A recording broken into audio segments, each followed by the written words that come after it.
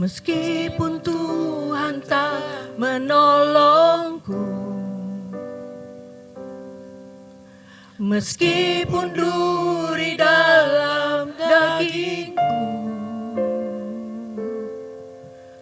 ku tetap memilih dan percaya dan mengucap syukur.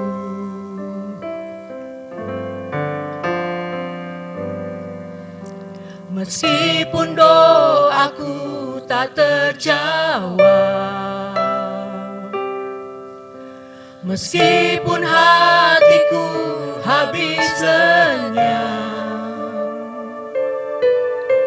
ku tetap memilih untuk percaya dan mengucap syukur.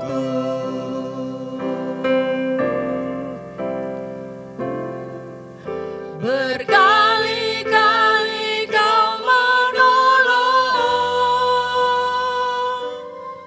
berkali-kali Kau kuatkan,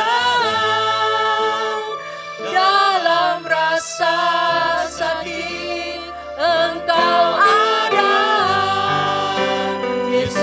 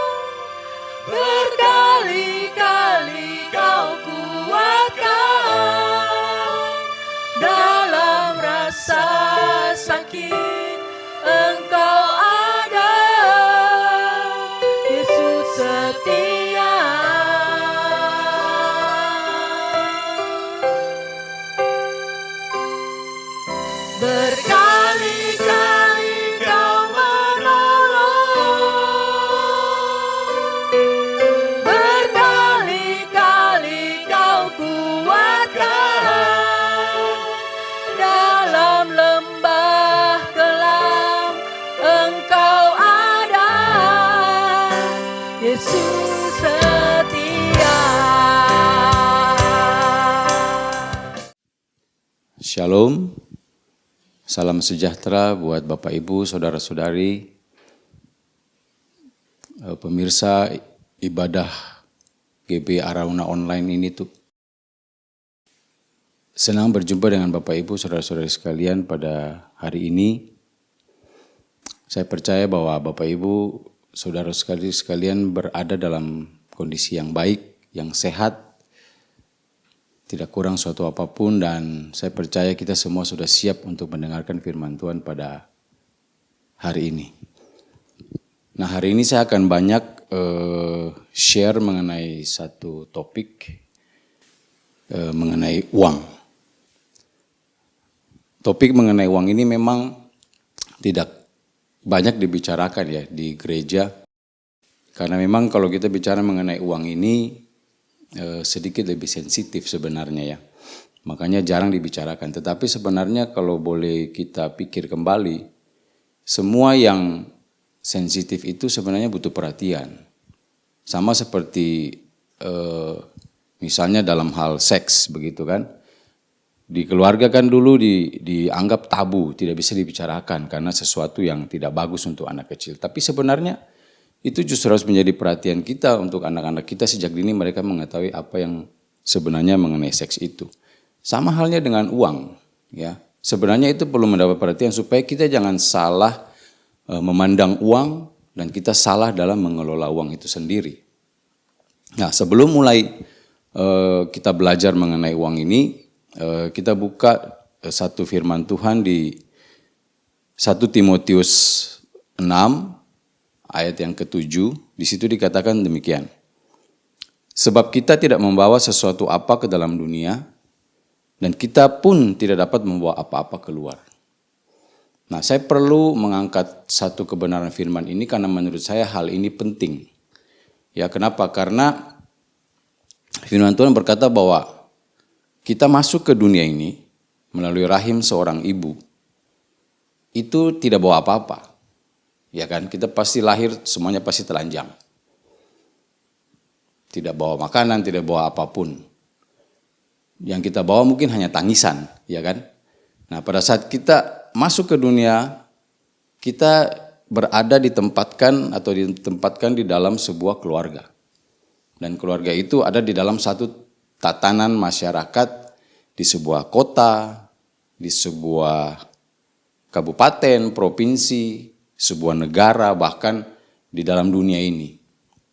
Kita merupakan warga negara dunia juga. Nah, kemudian kita tumbuh besar, kemudian berkarya, dan pada akhirnya kita harus meninggalkan dunia ini. Nah, pada saat kita meninggalkan dunia ini, firman Tuhan juga berkata bahwa kita tidak bawa apa-apa juga. Sama seperti pada kita masuk, kita keluar pun tidak bawa apa-apa. Semua yang kita punya, bukan cuma harta ya, keluarga kita, kerabat kita, teman-teman kita, semua kita tinggalkan dan kita tidak bawa apapun. Kalau kita masuk, kita bawa tangisan, kita keluar, kita diiringi dengan tangisan. Seperti itu kira-kira. Jadi ini penting, saya perlu garis bawahi karena karena banyak orang merasa bahwa apa yang dia punya itu seakan-akan menjadi miliknya. Ibarat begini, kalau kita punya sertifikat, itu kan ada dua macam, satu hak milik, satu hak guna bangunan. Kita nggak punya sertifikat untuk hak milik di dunia ini, kita hanya pakai, kita hanya mengelola. Makanya saya pernah sharing di beberapa bulan yang lalu, kita ini adalah sebenarnya pengelola yang Tuhan tempatkan di bumi ini. Nah, semua yang kita kelola itu sebenarnya bukan milik kita. Ya kan, pada saat kita mulai masuk, kemudian kita sudah besar, kita mulai mengelola.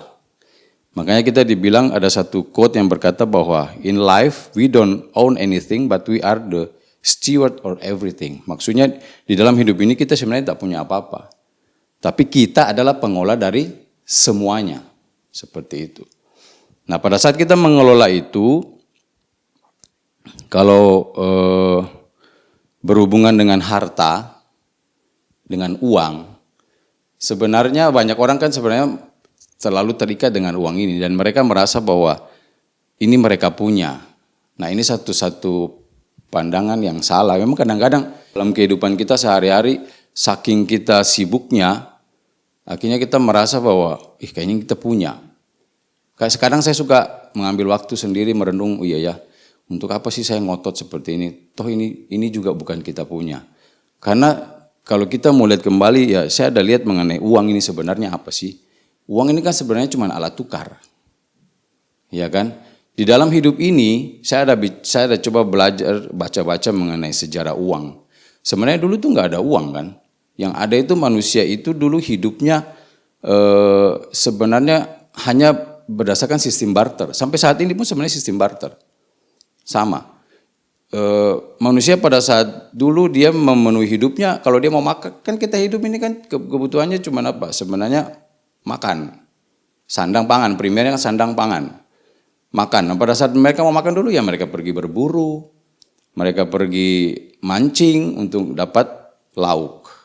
Mungkin hasil kebunnya mereka, ubi mereka pakai untuk makan seperti itu. Cuman untuk pakaian pun mereka pakai kulit hewan, ada yang mungkin juga nanti pada saatnya mereka bisa menenun untuk bisa membuat pakaian dan sebagainya. Tapi dalam perkembangannya, kenapa bisa dipakai itu, mereka pada saat membutuhkan sesuatu yang mereka tidak bisa cari, akhirnya mereka menukar dengan yang lain. Ya kan? Misalnya dia butuh pergi, dia cuma punya keahlian dapat ikan, dia mau makan daging yang lain, ya dia pergi tukar ikannya dengan yang lain. Dulu kan sistemnya seperti itu, barter. Semuanya dilakukan dengan barter. Nah cuman kadang-kadang susahnya pada saat barter itu susah untuk kita, ini kalau saya tukar segini, saya dapat segini, ukurannya tidak ada begitu loh. Jadi makanya dibuatlah itu sejarah pertama kali adalah uang logam dulu. Jadi mereka menukar, jadi bukan barang dengan barang, tapi barang dengan sesuatu benda yang mereka anggap berharga atau yang bisa bertahan lama, uang logam. Dan sejarahnya berkembang sehingga akhirnya menjadi yang namanya uang kertas. Jadi uang ini dipakai supaya mempermudah sebenarnya, supaya kita barternya nggak susah, bisa diukur. Jadi selain alat tukar, uang itu juga sebenarnya alat ukur, ya kan, satuan hitung. Oh kalau barang ini kita mau beli, kira-kira dihargai harganya berapa, atau kita mau tukar. Jadi kita ambil barangnya, kita kasih dia uang. Ya kan? Sebenarnya kan begitu. Sebenarnya sistemnya sama, masih barter juga. Bahkan di beberapa daerah terpencil, misalnya saya pernah dengar cerita dokter misalnya, dia punya jasa, dia tawarkan, dia dibayar dengan apa? Dengan pisang, dengan yang lain-lain seperti itu. Jadi karena uang waktu itu mungkin mereka sulit mendapatkan, masih pakai pisang dan segala macam, mereka nggak punya. Nah seperti itu. Jadi kan semuanya itu ditakar, jadi supaya ada takarannya, sehingga orang lebih mempermudah orang untuk menukar barang seperti itu. Sebenarnya uang itu sebenarnya intinya itu. Nah yang fungsi ketiga yang ini yang memang saya lihat kayaknya menjadi satu hal yang membuat uang ini menjadi daya tarik tersendiri. Itu yang ketiga fungsinya itu menyimpan nilai. Jadi uang itu nilainya itu tidak berubah, dia tetap dan bisa disimpan lama. Makanya itu karena dia bisa disimpan, orang itu memungkinkan orang untuk menyimpan kekayaan mereka, menyimpan harta mereka. Seperti itu. Nah memang pada akhirnya itu yang membuat sehingga orang akhirnya merasa, kalau saya punya ini banyak, saya aman seperti itu kan. Saya bisa nukar apa saja yang saya mau seperti itu. Nah, karena kadang memang kekayaan itu punya daya tarik sendiri. Orang yang punya banyak uang, kalau di Alkitab bilang kan mamon, itu kadang memang lebih dihormati, ya kan?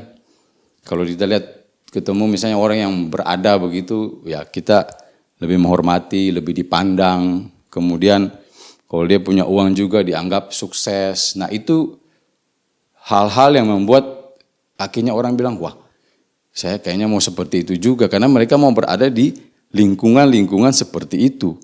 Bahkan pun di dalam gereja pun seperti itu saudara. Sorry itu saya harus katakan demikian.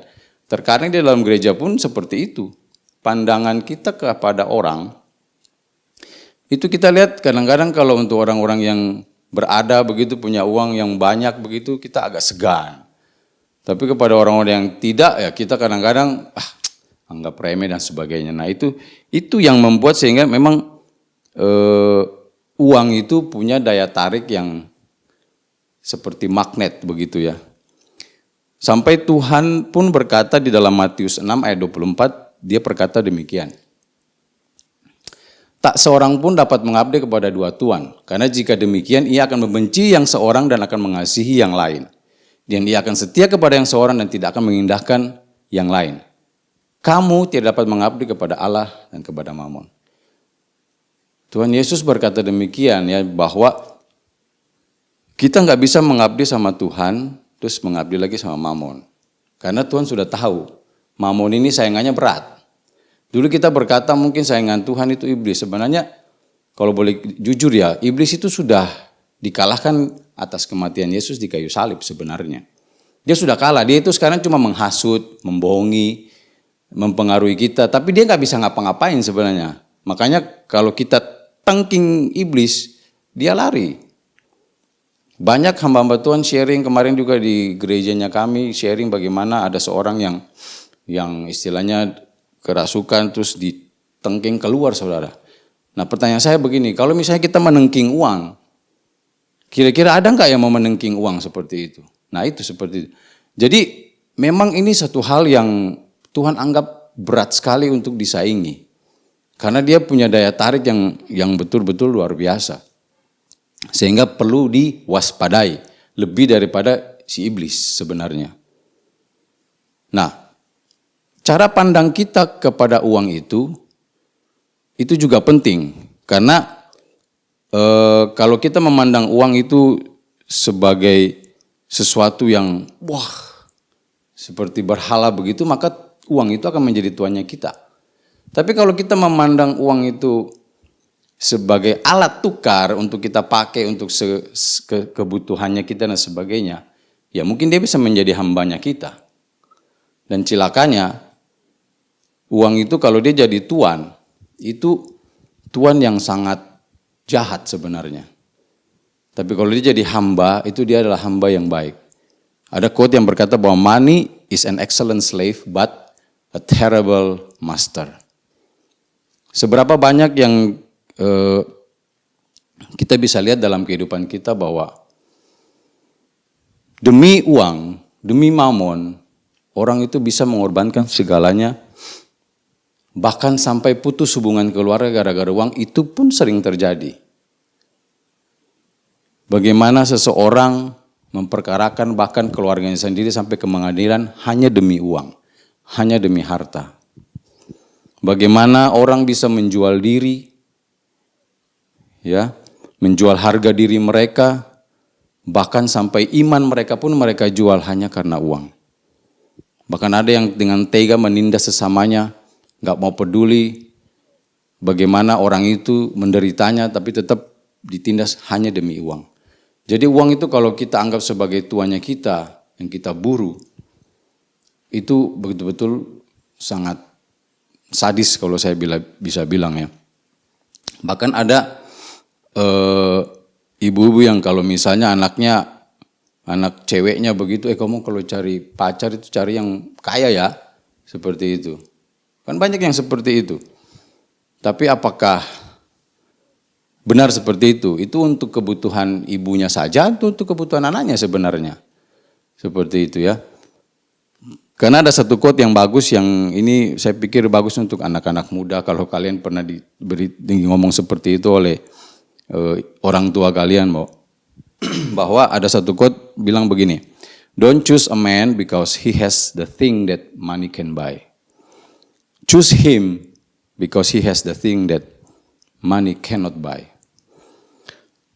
Jadi pilihlah seseorang itu yang dia punya sesuatu, jangan pilih seseorang atau pasanganmu yang dia punya sesuatu yang uang bisa beli. Karena sewaktu-waktu bisa dibeli, tapi pilihlah seseorang yang uang itu tidak bisa beli. Pilih seseorang yang punya karakter yang baik, itu nggak bisa dibeli dengan uang. pilih seseorang yang punya integritas, punya iman yang kuat. Nggak bisa dibeli dengan uang, saudara. Jangan pilih orang yang, dia punya ini, dia punya itu, dia punya ini. Tapi uang bisa beli. Sekali-kali begitu nggak ada, udah berubah dia. Seperti itu ya. Jadi Alkitab bilang di dalam 1 Timotius 6 ayat 10 dikatakan begini. Karena akar segala kejahatan adalah cinta akan uang. Sebab oleh memburu uanglah beberapa orang telah menyimpang dari iman dan menyiksa dirinya dengan berbagai-bagai duka. Jadi permasalahannya bukan di uangnya. Seperti saya sudah jelaskan tadi, uang itu hanya sebagai alat tukar, alat menakar dan penyimpan nilai. Tapi kalau kita cinta kepada uang itu, itu yang jadi akan masalahnya.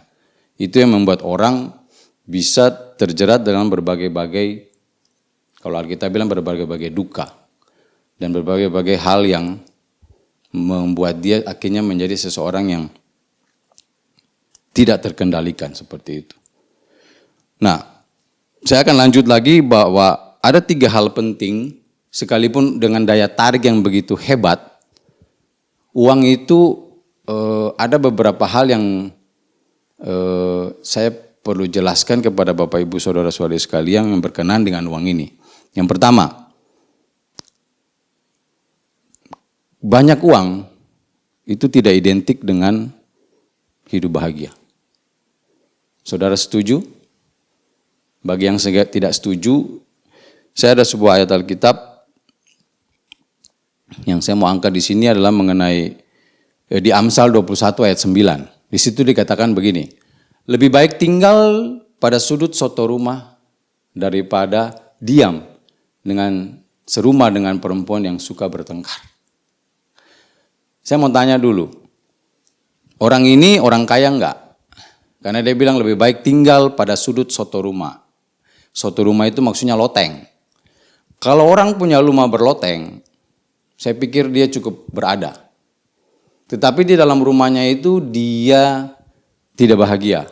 Kenapa saudara? Dia bilang, lebih bagus saya tinggal saja di sudut loteng sana, daripada saya harus tinggal dengan seseorang yang tiap hari kerjanya cuma bertengkar, melulu. Ada yang bilang begini, kalau kita berbicara dengan perempuan, bicara jangan lebih daripada 10 menit. Kenapa? Karena pada saat kita bicara, pada menit yang ke-10, itu yang terjadi adalah pertengkaran.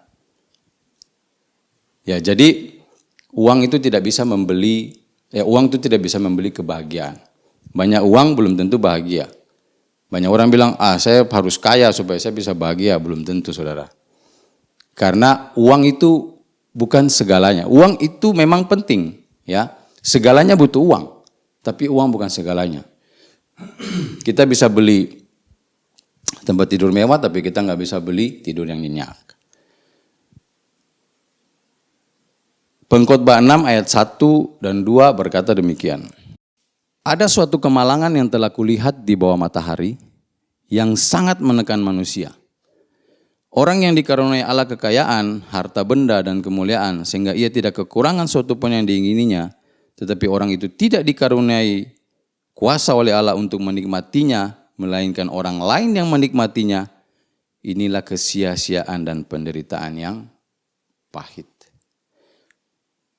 Saudara, ayat firman Tuhan ini jelas sekali berkata ya, bahwa ketika kita punya harta kekayaan yang melimpah,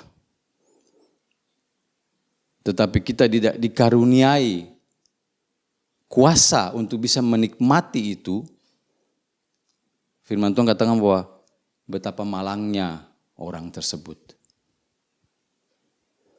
Saudara bisa punya banyak uang untuk membeli makanan yang paling enak. Tapi kalau kita tidak punya rasa lapar untuk bisa menikmati makanan itu, betapa malangnya kita. Saudara pernah merasa bahwa kenyang terus? Saya pernah, saudara, kalau kenyang, makanan seenak apapun, itu kita rasa jadi biasa. Ya, jadi bersyukurlah kita masih punya rasa lapar. Ketika kita sudah tidak mempunyai rasa lapar, aduh, semua makanan itu tidak ada rasanya. Tapi ketika kita lapar, makanan biasa pun bisa jadi enak dan kita bisa menikmatinya.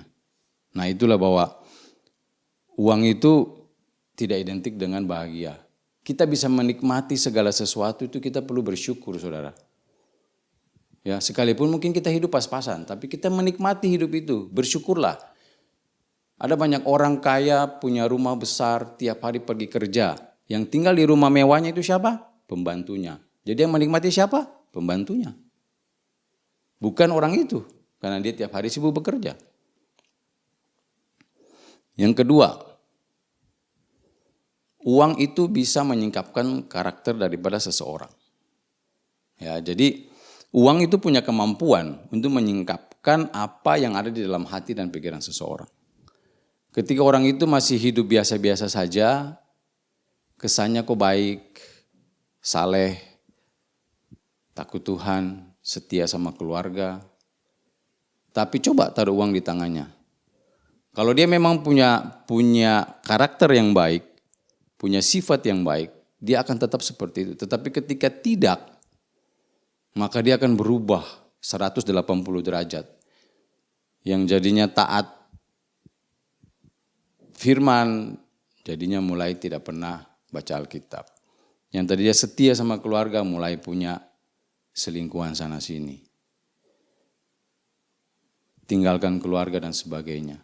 Padahal kita tahu, dulu dia nggak punya apa-apa. Dia nggak punya apa-apa makanya dia kelihatan baik. Kenapa saudara? Karena memang dia nggak bisa ngapa-ngapain. Karena nggak ada yang namanya money. Karena itu kan uang itu kan bisa menukar apa saja di dunia ini. Ketika dia punya itu, nah kelala aslinya. Makanya bersyukurlah kalau saat ini kita masih hidup pas-pasan. Ya mungkin Tuhan masih berkata bahwa kamu tinggal dulu, perbaiki dulu kamu punya semua karakter. Karena kalau saya kasih, bisa saja kamu berubah menjadi sebuah monster yang mengerikan. Nah itu, kita sering melihat banyak tes kepribadian, tes karakter, tapi tidak ada yang lebih cepat untuk menyingkapkan karakter seseorang daripada ketika dia dikasih uang atau dikasih mamon. Itu sangat cepat untuk menyingkapkan karakter daripada seseorang. Nah kemudian yang ketiga, uang itu berbicara mengenai kepercayaan. Ya, saya pernah share juga bahwa kita di dunia ini kan sebagai pengelolanya Tuhan. Di dalam Lukas 16 ayat 10 dikatakan begini, barang siapa setia dalam perkara-perkara kecil, ia setia juga dalam perkara-perkara besar. Dan barang siapa tidak benar dalam perkara-perkara kecil, ia tidak benar juga dalam perkara-perkara besar. Jadi Tuhan mau kita ketika dia kasih kita sesuatu yang ada di dunia ini untuk kita kelola, setialah kita terhadap itu. Ya, utamakan Tuhan dalam setiap apa yang kita kerjakan. Khususnya dalam hal keuangan. Karena banyak orang mau menyerahkan seluruh hidupnya kepada Tuhan. Tapi ketika disuruh serahkan uang, dia bilang sabar dulu. Kayaknya kalau soal uang, saya yang tahu caranya. Tuhan mungkin nggak tahu. Jadi dia merasa seakan-akan dia lebih pintar daripada Tuhan dalam mengelola keuangan. Nah, salah satu tanda kita mengutamakan Tuhan dalam keuangan adalah dengan memberi persepuluhan.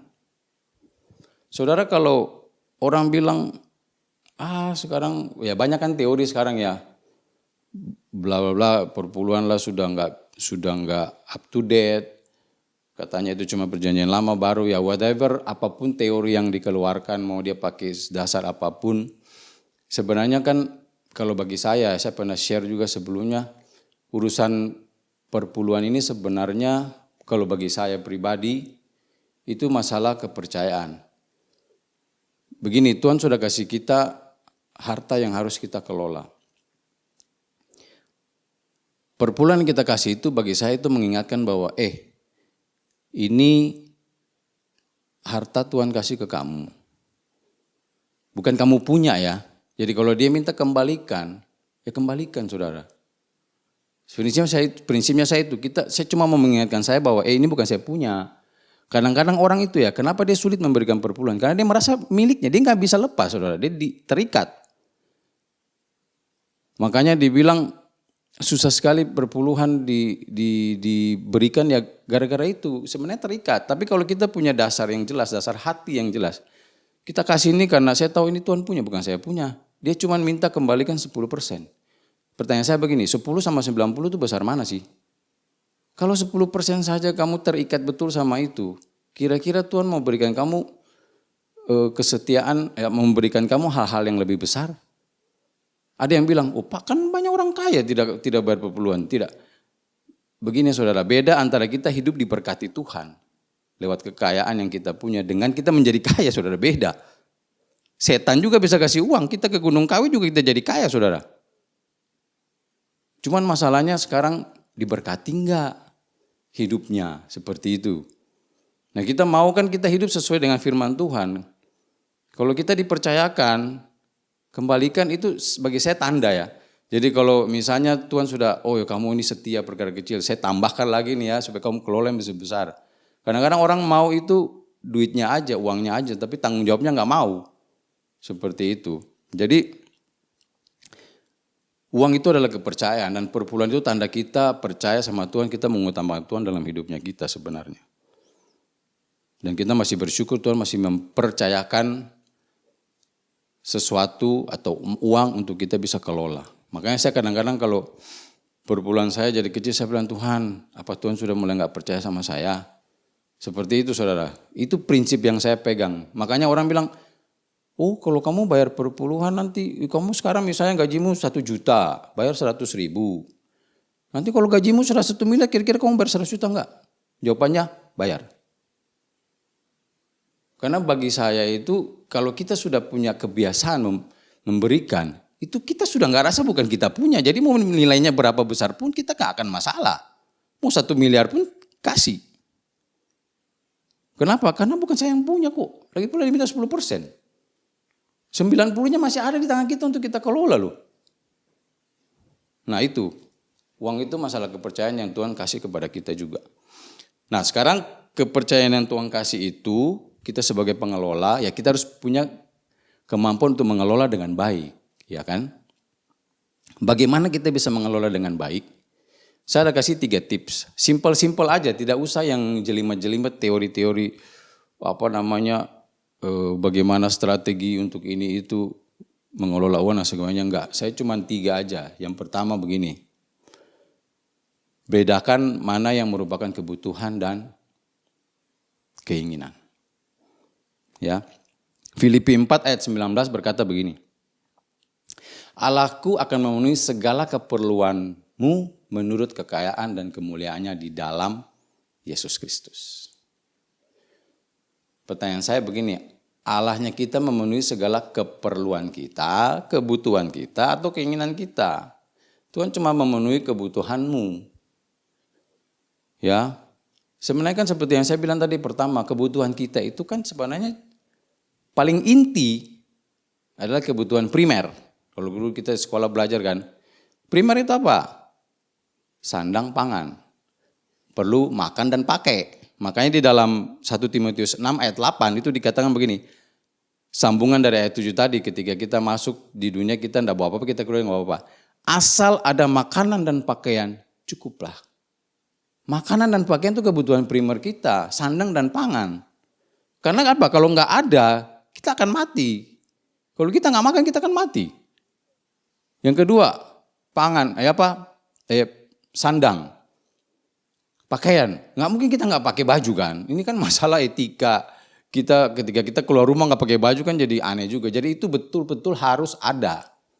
Itu kebutuhan paling dasar kita. Nah setelah itu baru yang lain-lain. Jadi kita bedakan begitu loh. Jangan semua dimau.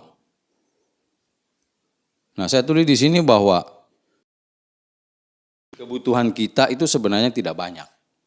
Ya, yang tak terbatas itu keinginannya kita dan tidak akan pernah ada habisnya.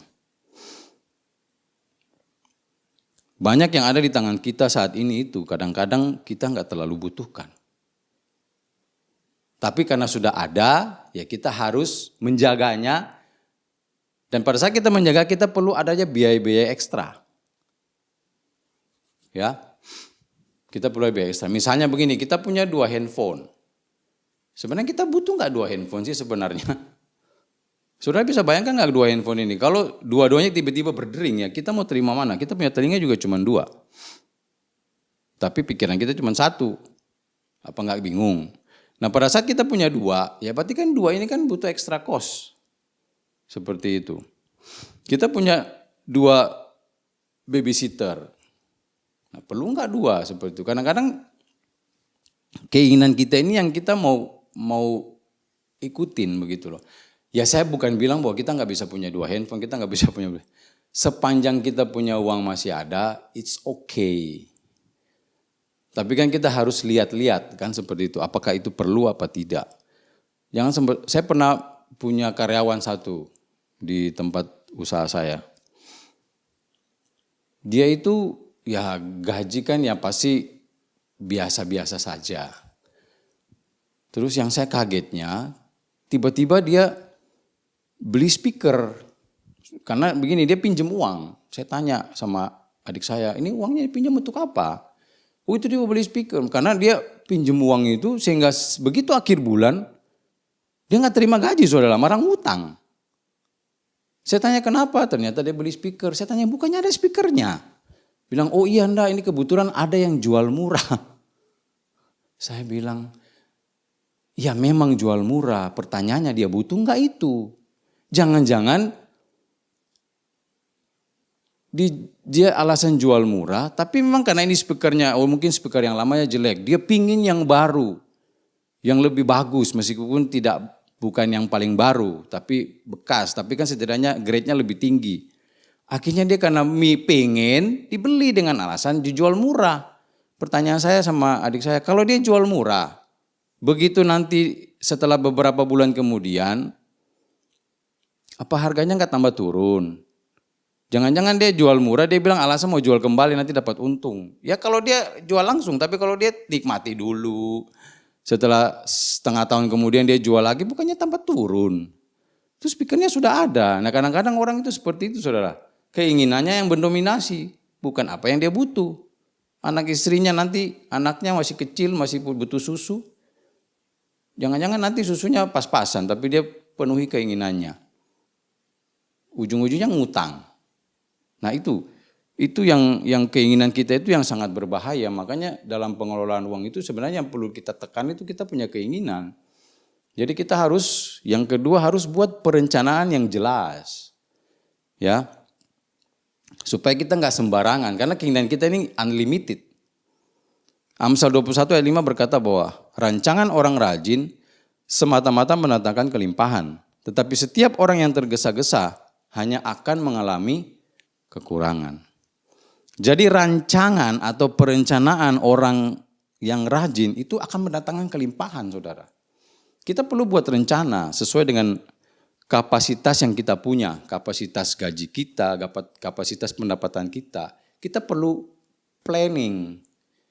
Nah waktu kita buat planning itu untuk kita mengeluarkan kan pasti ada urutan prioritasnya. Seperti kebutuhan primer kan harus diutamakan. Jangan sampai kamu nggak bisa makan, terus kamu yang lain-lainnya malah makan dilewati. Pakaian dilewati, sampai nggak pakai baju kan nggak masuk akal. Jadi sesuai urutan kebutuhan kita buat rencananya. Apalagi kalau kita punya utang. Nah saya bukan bilang kita nggak boleh ngutang ya. Ngutang itu kalau untuk kondisi tertentu menurut saya sah-sah saja. Contoh misalnya kita mau punya rumah, kan nggak mungkin kita tunggu kita punya gaji sampai sama dengan harga rumah itu baru kita mau beli kan. Itu nanti seumur hidup kamu nggak akan punya rumah. Ya minimal kita ambil KPR. Nah ambil KPR kan berarti kita ngutang. Seperti itu. Tapi ngutang dalam hal yang baik karena mendidik kita untuk memplanningkan kita punya budgeting dalam pengeluaran. Supaya kita tidak sampai tekor dan mengutang lagi yang lebih besar seperti itu. Jadi kita ada urutan prioritasnya. Selain makan ya beresin hutang dulu, hutang cicilan KPR misalnya, baru habis itu yang lain-lainnya. Terakhir kalau masih ada lebih baru kita bisa pakai untuk yang keinginan kita yang sedikit dulu. Ya. Nah yang terakhir, yang ketiga, cuman 3 aja tips saya. Kita perlu punya cadangan atau simpanan. Di dalam Kejadian 41 ayat 34 sampai 38, di situ dikatakan begini. Baiklah juga Tuanku Fir'aun berbuat begini, yakni menempatkan penilik-penilik atas negeri ini, dan dalam ke-7 tahun kelimpahan itu memungut 1/5 dari hasil tanah Mesir. Mereka harus mengumpulkan segala bahan makanan dalam tahun-tahun yang baik yang akan datang ini, dan di bawah kuasa Tuanku Fir'aun menimbun gandum-gandum di kota-kota sebagai bahan makanan, serta menyimpannya. Demikianlah segala bahan makanan itu menjadi persediaan untuk negeri ini dalam ke-7 tahun kelaparan yang akan terjadi di tanah Mesir, supaya negeri ini jangan binasa karena kelaparan itu. Usul itu dipandang baik oleh Firaun dan oleh semua pegawainya. 38, lalu berkatalah Firaun kepada para pegawainya, mungkinkah kita mendapat orang seperti ini, seorang yang penuh dengan roh Allah. Saudara, kalau kita lihat dalam cerita ini Yusuf, ya, Yusuf itu dapat ide. Ya, karena dia kan, ini kan ceritanya ini sebenarnya kalau dari awalnya itu kan Firaun dapat mimpi, terus disuruh mengartikan. Nah akhirnya Yusuf mengartikan mimpi itu. Jadi supaya jangan sampai dia bangsa Mesir ini terjadi kelaparan, maka dia meminta untuk menimbun. Ya, menimbun itu gandum-gandum atau hasil ladangnya orang-orang Mesir. Berapa banyak yang ditimbun? Disediakan 1/5 dari hasil Mesir atau kurang lebih 20%. Dan itu hikmat dia dapat dari siapa? Dari Tuhan. Kenapa? Karena Firaun di ayat ke-38 berkata bahwa apa tadi? Mungkinkah kita mendapat orang seperti seseorang yang penuh dengan roh Allah? Jadi Yusuf itu dipenuhi roh Allah ketika dia berbicara mengenai apa yang menjadi mimpi daripada Firaun. Jadi memang Tuhan minta kita untuk mencadangkan, saudara. Kenapa kita perlu mencadangkan? Untuk mengantisipasi hal-hal yang tidak diinginkan. Dan untuk menghadapi masa-masa sulit, ya kan? Pada saat terjadi kelaparan, 7 tahun kelaparan itu, semua datang ke Mesir untuk mencari Yusuf. Yusuf menjadi orang yang penting pada saat itu. Kenapa? Karena semuanya nggak ada, cuma dia yang punya. Semua pada berbondong, termasuk keluarganya, saudara-saudaranya dan bapaknya pun datang, saudara. Nah itu hikmat yang daripada Tuhan. Jadi Tuhan minta kita perlu mencadangkan. Ya, jangan kita habiskan, saudara. Hidup dalam iman bukan berarti bahwa kita menghabiskan semua yang ada terus kita hidup nanti Tuhan tolong, Tuhan pimpin. Itu namanya nggak punya hikmat. Itu namanya ngawur. Hidup dalam hikmat itu harus punya persediaan. Imannya bukan iman ngawur, saudara, tapi iman yang kita sudah rencanakan. Kita percaya Tuhan menolong, tapi kita harus mengerjakan apa yang menjadi tugasnya kita, saudara. Dari 100% kita punya pendapatan. Kalau tadi kita bicara yang mengenai kepercayaan bahwa 10% kita harus kembalikan sama Tuhan. Berarti kita masih punya 90%. 90% ini kalau kita belajar dari Yusuf, dia minta dicadangkan 20%. Dan ini harus menjadi cadangan yang betul-betul tidak bisa kita korek-korek, saudara. Jadi kalau kita punya sesuatu pendapatan, belajarlah untuk hidup di dalam 70%. Itu tips yang menurut saya harusnya kita jalankan dan saya percaya kita akan mendapat sebuah pengelolaan uang yang baik. Kalau saudara bisa jalankan itu dengan sungguh-sungguh, 70% ya setiap orang berbeda-beda ya, tergantung daripada apa yang dia punya, saudara. Tapi latihlah diri kita untuk bisa hidup di dalam 70% itu. Dengan membuat perencanaan yang baik tadi. Ya, kita batasi keinginan kita batasi kita punya kedagingannya kita hidup sesuai dengan apa yang Tuhan sudah kasih. Dan kalau kita setia, saya percaya bahwa Tuhan akan berbesar lagi. Berbesar lagi. Nah lebih bagus lagi kalau misalnya begini saudara. 70% yang kita kelola itu kalau kita sudah bisa latih lama-lama, kayaknya saya bisa tekan lagi nih, saya kayaknya 60% aja udah bisa nih. Tekan lagi, kayaknya saya 50% aja sudah bisa nih. Itu lebih bagus saudara. Kenapa? Karena sisanya yang itu mungkin kita bisa pakai untuk memenuhi apa yang kita inginkan saudara. Mungkin kita mau pergi jalan-jalan, kita mau beli sesuatu yang kita lagi rindukan misalnya, ya it's okay begitu loh. Tapi belajar untuk hidup di dalam 70% itu.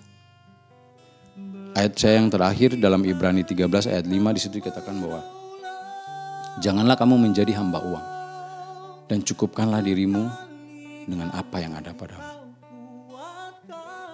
Janji Tuhan berkata bahwa karena Allah telah berfirman, aku sekali-kali tidak akan membiarkan engkau dan aku sekali-kali tidak akan meninggalkan engkau.